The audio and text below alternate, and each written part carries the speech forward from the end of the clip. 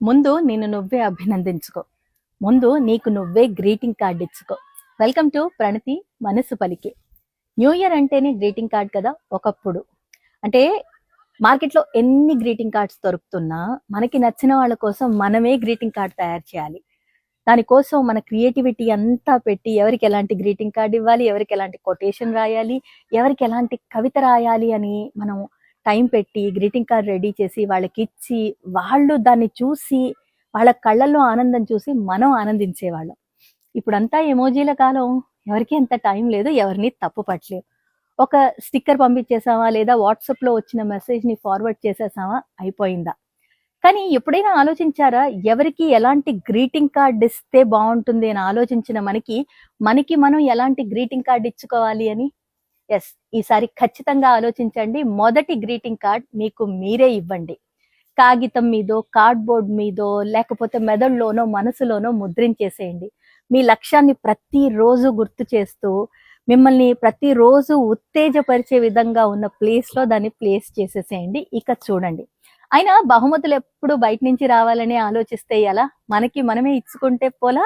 Yes, ఈసారి new year కి నా గ్రీటింగ్ కార్డ్ నేను రెడీ చేసుకున్నాను, మనసులో ముద్రించేసుకున్నాను. కాబట్టే మీకు చెప్తున్నాను, wish you a very happy new year in advance.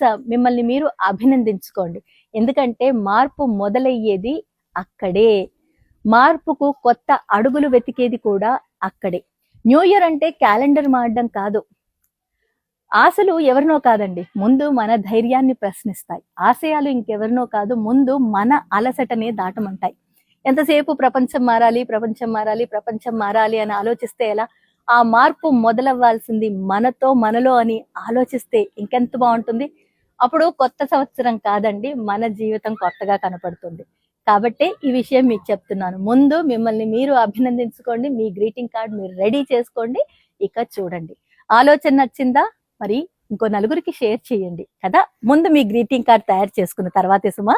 Thank you all so much for your love and support.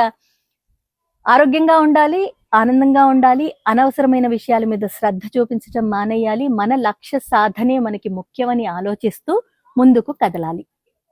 మీరందరూ బాగుండాలి, అందులో నేను ఉండాలి. Yes, thank you all so much once again and wishing you a very happy new year in advance. ఆంగ్ల నూతన సంవత్సర శుభాకాంక్షలు తెలియజేస్తూ వీడియో నచ్చితే నలుగురికి షేర్ చేయండి. ఇంకో వీడియోతో కలుద్దాం. ప్రేమతో మీ ప్రణతి.